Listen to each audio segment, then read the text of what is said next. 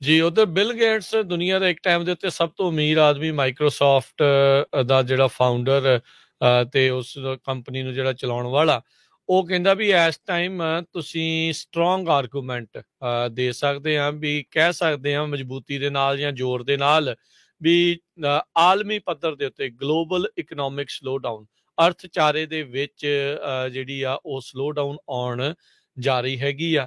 ਉਹਨਾਂ ਨੇ CNN ਦੇ ਨਾਲ ਗੱਲਬਾਤ ਕਰਦੇ ਹੋਏ ਕਿਹਾ ਵੀ ਯੂਕਰੇਨ ਦੀ ਵਾਰ ਦੇ ਨਾਲ ਇਨਫਲੇਸ਼ਨ ਦੀ ਜਿਹੜੀ ਸਮੱਸਿਆ ਆ ਉਹ ਹੋਰ ਜ਼ਿਆਦਾ ਐਕਸਲਰੇਟ ਤੇਜ਼ ਹੋਊਗੀ। ਜਿਹੜੀ ਪਹਿਲਾਂ ਹੀ ਪੈਂਡੈਮਿਕ ਨੇ ਕੰਮ ਖਰਾਬ ਕੀਤਾ ਸੀ, ਇਸ ਯੁੱਧ ਦੇ ਨਾਲ ਹੋਰ ਜ਼ਿਆਦਾ ਕੰਮ ਖਰਾਬ ਹੋਣ ਜਾ ਰਿਹਾ ਆ। ਵਾਲ ਸਟਰੀਟ ਦੇ ਜਿਹੜੇ ਬੈਂਕਸ ਆ ਉਹ ਇਸ ਚੀਜ਼ ਦੇ ਉੱਤੇ ਕਹਿ ਲਓ ਵੀ ਵੱਖ-ਵੱਖ ਵਿਚਾਰਧਾਰਾ ਜਿਹੜੀ ਉਹ ਰੱਖਦੇ ਆ। ਬਹੁਤ ਸਾਰੇ ਜਿਹੜੇ ਵੱਡੇ ਬੈਂਕ ਆ ਉਹ ਇਹ ਮੰਨਦੇ ਆ ਵੀ ਜਿਹੜੀ ਗਲੋਬਲ ਇਕੋਨਮੀ ਆ, ਦੁਨੀਆ ਦਾ ਜਿਹੜਾ ਅਰਥਚਾਰਾ ਆ ਉਹ ਰਿਸੈਸ਼ਨ ਵੱਲ ਨੂੰ ਵੱਧ ਰਿਹਾ ਹੈਗਾ ਆ। ਬਾਰ-ਬਾਰ ਇਹ ਸ਼ਬਦ ਹਰਜੋਤ ਸਿੰਘ ਜੀ ਆਪਾਂ ਨੂੰ ਸੁਣ ਕੇ ਹਰ ਇੱਕ ਨੂੰ ਡਰ ਲੱਗਦਾ ਆ। ਇਹਦੇ ਕਰਕੇ ਬਹੁਤ ਸਾਰੀਆਂ ਜਿਹੜੀਆਂ ਹੋਰ ਇੰਡਸਟਰੀਜ਼ ਆ ਉਹਦੇ ਵਿੱਚ ਆਪਾਂ ਨੂੰ ਪਤਾ ਲੱਗਣਾ ਸ਼ੁਰੂ ਹੋ ਜਾਂਦਾ ਆ। ਬਹੁਤ ਸਾਰੇ ਜਿਹੜੇ ਆਰਥਿਕ ਮਾਹਰ ਨੇ ਉਹ ਦੱਸਦੇ ਨੇ, ਕਹਿੰਦੇ ਵੀ ਰਿਸੈਸ਼ਨ ਦਾ ਦੁਨੀਆ ਦੇ ਉੱਤੇ, ਲੋਕਾਂ ਦੇ ਉੱਤੇ ਜਿਹੜਾ ਡਾਇਰੈਕਟ ਅਸਰ ਜਿਹੜਾ ਹੁੰਦਾ ਆ ਉਹ ਚਿਰ ਬਾਅਦ ਪਤਾ ਲੱਗਦਾ ਆ, ਪਰ ਉਸ ਤੋਂ ਪਹਿਲਾਂ ਕੁਝ ਅਜਿਹੀਆਂ ਇੰਡਸਟਰੀਜ਼ ਹੁੰਦੀਆਂ ਆ ਜਿਹਦੇ ਤੇ ਇਸ ਦਾ ਅਸਰ ਆਪਾਂ ਨੂੰ ਪਹਿਲਾਂ ਨਜ਼ਰ ਆਉਣਾ ਸ਼ੁਰੂ ਹੋ ਜਾਂਦਾ ਆ।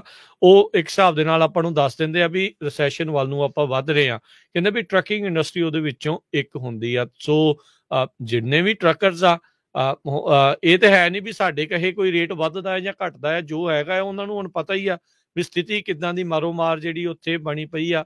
ਪ੍ਰਾਈਸਿਸ ਲਗਾਤਾਰ ਘਟ ਰਹੇ ਆ ਲੋਡ ਦੇ, ਤੇ ਤੇਲ ਦੀਆਂ ਕੀਮਤਾਂ ਲਗਾਤਾਰ ਵੱਧ ਰਹੀਆਂ ਆ। ਹਫ਼ਤਾ ਥੋੜਾ ਜਿਹਾ ਥੱਲੇ ਨੂੰ ਗਿਆ ਸੀਗਾ ਤੇਲ, ਉਹ 15-20 ਸੈਂਟ ਦੁਬਾਰਾ ਜਿਹੜਾ ਉਹ ਤਾਂ ਚੜ ਚੁੱਕਾ ਹੈਗਾ ਆ।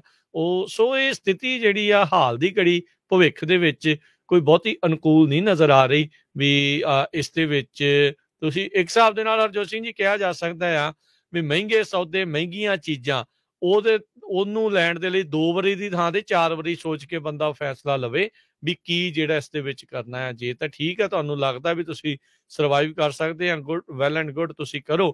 ਪਰ ਕਿਸੇ ਦੇ ਕਹੇ ਜਿਹੜਾ ਆ ਇਦਾਂ ਦਾ ਫੈਸਲਾ ਆ ਉਹ ਨਾ ਲਿਓ।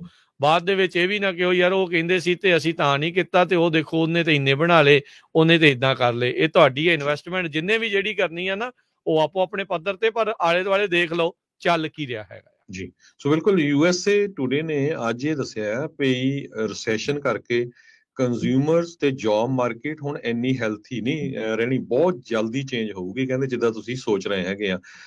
ਕੰਜ਼ਿਊਮਰਸ ਨੇ ਆਪਾਂ ਜਾਣੀ ਕਿ ਸਾਰਿਆਂ ਨੇ ਬਹੁਤ ਇੰਜੋਏ ਕੀਤਾ ਪਿਛਲੇ 2 ਸਾਲਾਂ 'ਚ। ਉਹ ਠੀਕ ਆ, ਕਰੋਨਾ ਨੂੰ ਛੱਡ ਕੇ ਬਹੁਤ ਸਾਰਿਆਂ ਨੂੰ ਸਟਿਮੂਲਸ, PPP ਲੋਨਸ, ਜੌਬ ਦੀ ਤੁਹਾਡੀ ਚੁਆਇਸ ਸੀ, ਬਹੁਤ ਸਪੈਂਡਿੰਗ ਜਿੰਨਾ ਕਰ ਸਕਦੇ ਸੀ ਕੀਤਾ। ਕਹਿੰਦੇ ਪਈ ਉਹ those good times may be about to end. ਇਹ ਬਹੁਤ ਸਾਰੇ ਐਨਾਲਿਸਟ ਜਿਹੜੇ ਵਾਲ ਸਟਰੀਟ ਤੇ ਆ ਉਹ ਵਾਰਨਿੰਗ ਦੇ ਰਹੇ ਹੈਗੇ ਆ।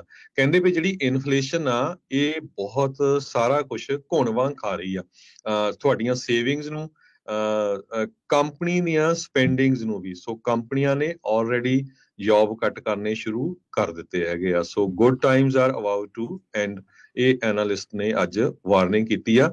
ਇਹ ਆਪਾਂ ਨਹੀਂ ਕਹਿ ਰਹੇ, USA ਟੂਡੇ ਦੀ ਅੱਜ ਦੀ ਰਿਪੋਰਟ ਦੇ ਵਿੱਚ ਦੱਸਿਆ ਗਿਆ। ਜੀ ਜੀ।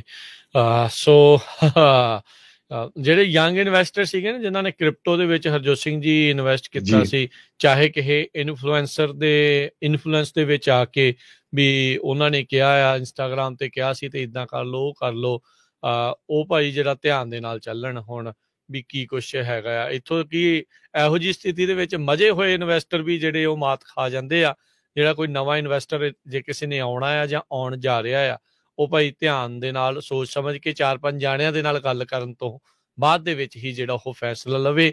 ਆਪਾਂ ਹਰਜੋਤ ਸਿੰਘ ਜੀ ਕਈ ਵਾਰੀ ਇਹ ਦੇਖਦੇ ਆ ਨਾ ਵੀ ਬਹੁਤ ਸਾਰੇ ਲੋਕ ਕਹਿੰਦੇ ਚੱਲ ਕੋਈ ਨਹੀਂ ਦੇਖੀ ਜਾਊਗੀ, ਆਪਾਂ ਸਿੱਧੇ ਟੱਕਰਾਂਗੇ ਇੱਦਾਂ ਦੇ ਇਕੋਨਮੀ ਨੂੰ ਲੈ ਕੇ। ਇੱਦਾਂ ਦੀ ਗੱਲ ਜਿਹੜੀ ਉਹ ਬਣਦੀ ਨਹੀਂ ਆ। ਇਹ ਇੱਥੇ ਇੱਦਾਂ ਹਰਜੋਤ ਸਿੰਘ ਜੀ, ਮੈਜੋਰਟੀ ਦੇ ਲੋਕ ਅਜੇ ਵੀ ਜਿਹੜੇ ਮੌਰਗੇਜਿਸ ਪੇ ਕਰ ਰਹੇ ਆ। ਇਹ ਨਹੀਂ ਆ ਵੀ ਘਰ ਸਾਰਿਆਂ ਦੇ ਜਿਹੜੇ ਉਹ ਇਸ ਟਾਈਮ ਫ੍ਰੀ ਹੋ ਚੁੱਕਿਆ ਵੀ ਚੱਲ ਕੋਈ ਨਹੀਂ, ਵੀ ਜੇ ਨਾ ਵੀ ਹੋਇਆ ਤਾਂ ਆਪਾਂ ਕਿਹੜਾ ਕੋਈ ਪੇਮੈਂਟ ਦੇਣੀ ਆ, ਪਰ ਫਿਰ ਵੀ ਪ੍ਰੋਪਰਟੀ ਟੈਕਸ ਜਿਹੜਾ ਉਹ ਦੇਣਾ ਹੀ ਪੈਂਦਾ ਹੈ। ਉਹ ਵੀ ਕਾਫੀ ਵੱਧਦਾ ਹੀ ਜਾ ਰਿਹਾ ਹੈ ਹੌਲੀ ਹੌਲੀ, ਹਨਾ।